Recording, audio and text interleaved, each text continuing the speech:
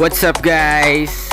So today, pupunta natin Bitbit River dito sa Bulacan. Ngayon tinatahak natin Mindanao Avenue to. Galing ako ng Valenzuela.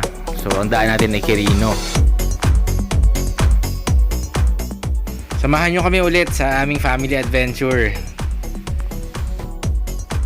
Magiging masaya to kasi first time namin dito at syempre hindi namin alam yung i-expect dito sa lugar, and along the way madadaanan natin yung Ipo Dam at syempre yung mismong Bitbit River.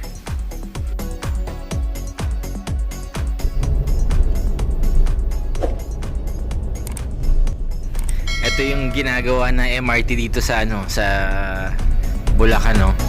So mukhang malapit na rin matapos. Dalawa yung alam ko na na pwedeng daanan papunta dito sa Bitbit River. Isa NLEX, pero kasi parang malalayuan ako kung doon pa kami magagaling. So dito yung isa sa Quirino. Babaybayin nyo lang yung Quirino hanggang Bayan. Tapos dire-diretso na yan. Ito pala yung parang checkpoint dati nung kasagsagan ng lockdown, pero ngayon maluwag na siya, wala nang nangaharang.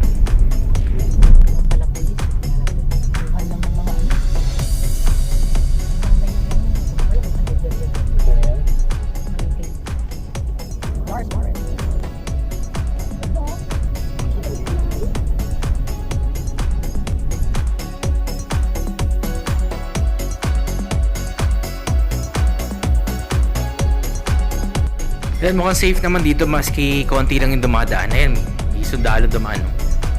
Ayan, mukhang may kampo dito ng sundalo.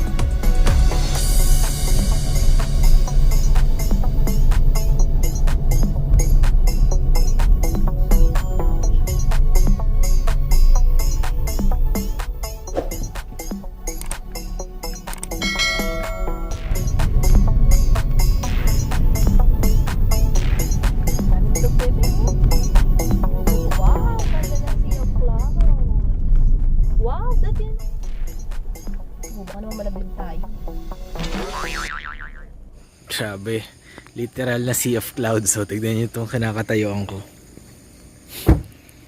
Ito cool.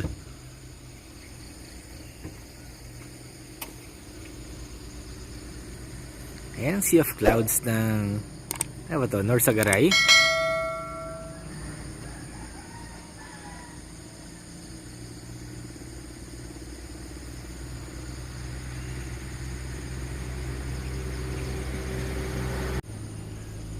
Ano sabi mo? Ang ganda.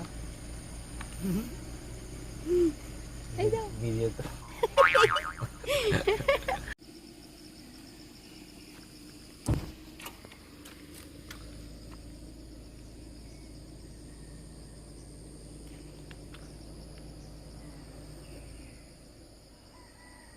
Maganda pumunta dito siguro before 7 AM talaga. Para ganito ka-clear yung mga tanawin. Tingnan naman.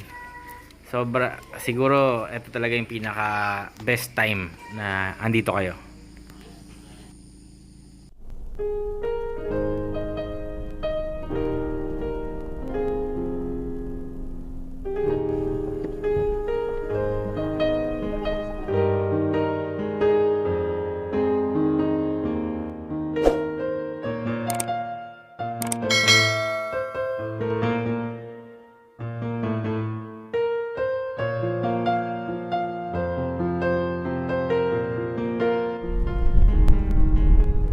Sa mga babiyahe, siguraduhin na kondisyon yung sasakyan nyo, ha? Kasi tignan nyo yung kalye, kalsada dito. Wala masyadong dumadaan. Kung may dumaan man, ako napakadalang. So kung magkakaroon ng aberya yung sasakyan, sigurado matatagalan bago kayo ma-rescue.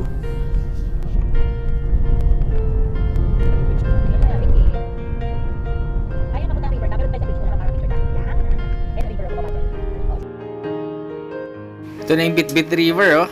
Ganda, oh. Wow.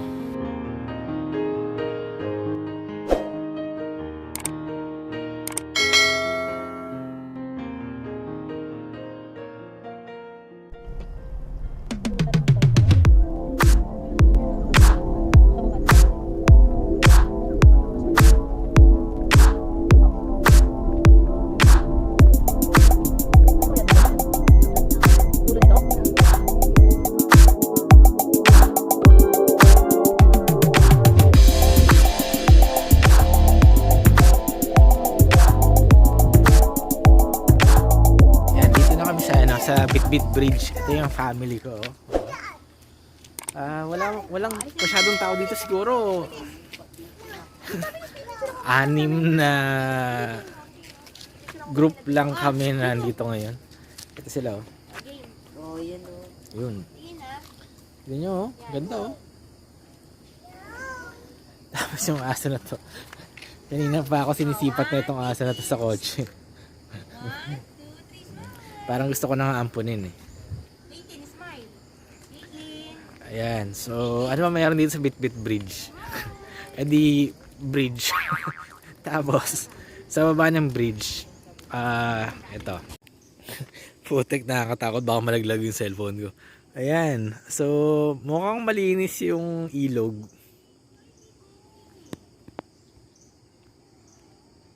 Mukha namang malinis. Natin. Pero nakakatakot kasi baka malaglag yung cellphone ko. Sa Bitbit Bridge, ayan, meron dong daanan eh. Pababa dito. Ayan. So, mukhang pwedeng bumaba kasi ayun oh. May mga tao sa baba. Hello! Hi! Hi kids! Hi baby!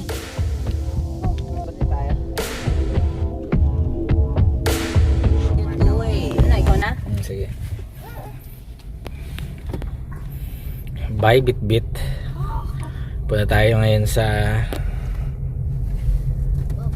baba na. Tingnan naman yung ulap.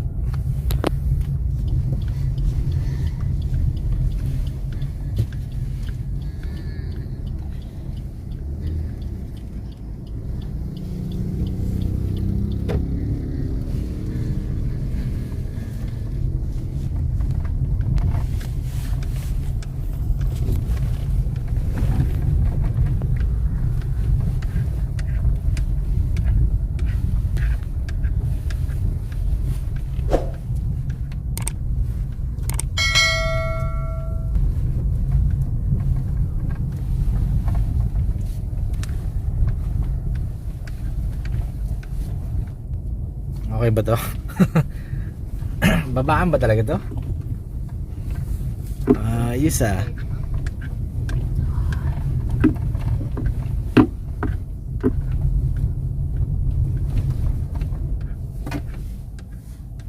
Ayan yung Bitbit Bridge oh, sa taas.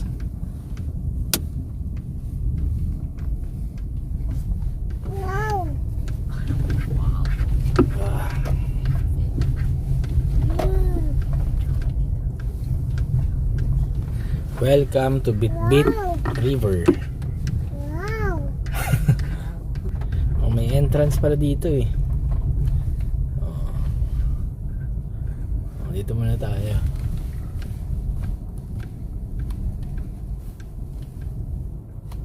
Ayan siya oh. So kausap ko pala si kuya. Pwede kayong mag-entrance dyan. Pero kami hindi kami magka-cottage eh. Ito sir. Thank you. Nakapasok na tayo. Tingnan nyo, cool oh. Pwede kaya ata dito maligo eh. Yung mga aso, sinusundan ako.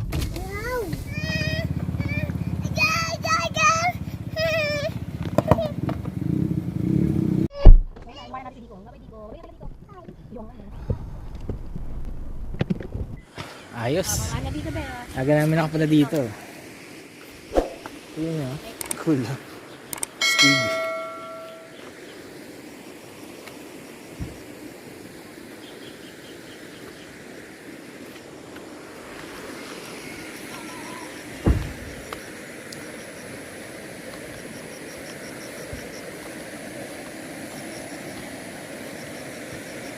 Ayan o, ang galing.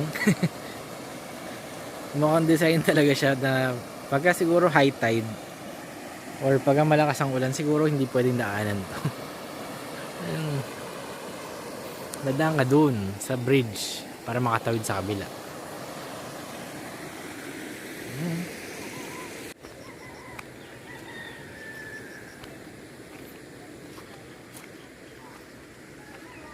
Maputik lang kasi medyo maambon eh.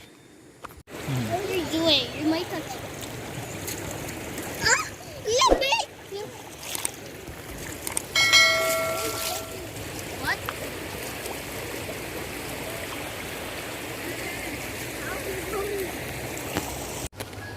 Siyempre, naligo din tayo. Pero saglit lang kasi doon dalang damit eh. Papatayin ko lang yung short ko. Tapos punas towel. Biyahe na ulit. Sarap dito, lamig. Sabi nung sa tindera, itong bibilan ko ngayon. Napupuno daw ito ng tao. Pero itong oras na kami nagpunta is 6:30, dito na kami. So walang tao talaga. Tapos yung tubig, hindi siya, ang sarap yung lamig niya, hindi yung parang naayaw niya ng maligo, pero yung lamig niya sarap talaga, relaxing. Try niyo dito. Meron din dito bihis, tapos CR. So pwede kayo dito maligo sa ilog. Bili kayo ng shampoo dito, tapos banlaw, bihis, ayos.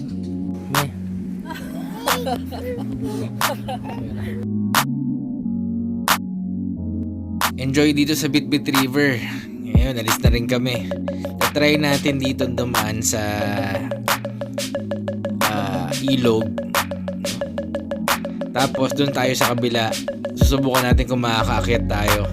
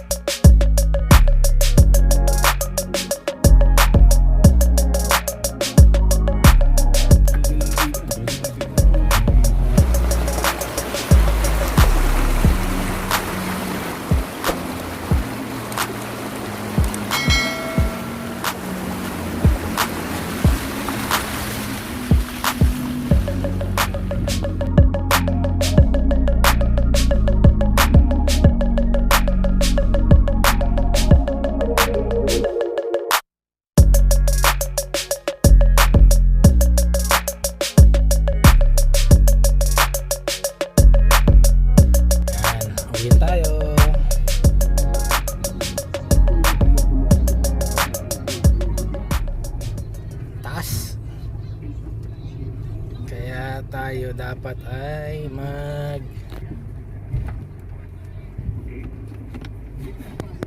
L.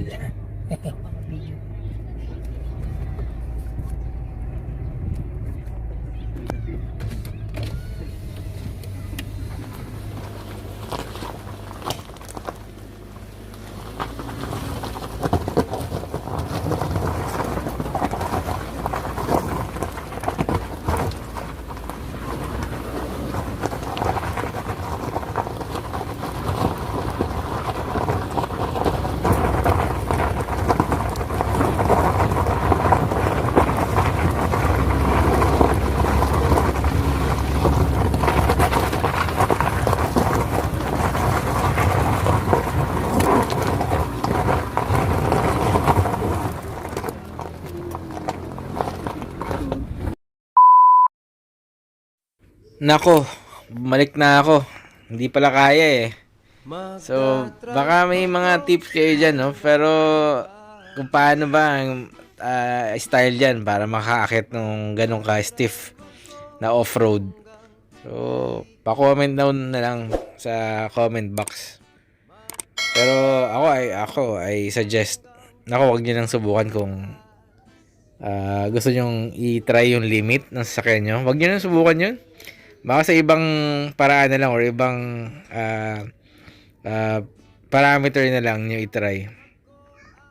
Delikado. Ang ginawa ko, bumaba. Ang pagbalik ko atras lang. Hindi ka naman makapag-maneuver dun. So, medyo delikado. Pero dinahandahan ko na lang. At nalaman ko rin na yung traction control pala ng sakyan natin, nag-a-activate siya pag ganun yung mga klase na kalsada. So, pag mas mabilis yung ikot ng isang gulong sa isang gulong, nag-activate siya. So, which is very good. Satisfied ako sa XL7 eh. Hindi kayang makaakyat dun sa terrain. Pero, umiikot yung gulong eh. Ibig sabihin kaya eh. Malakas yung makina eh. Yun nga lang, yung gulong niya, hindi pang ganitong klaseng terrain. Siguro kung ang gulong ko is mas makakapal yung pangil niya, makakakyat to eh. But, ayun nga, mukhang hindi talaga design yung gulong natin sa mga gantong kalsada. Okay, so that's for today's vlog. And sa mga hindi pa nakaka-subscribe dyan, at kung nagustuhan nyo tong video na to, please hit the subscribe button and notification bell na rin para updated naman kayo sa family adventure ko. Salamat!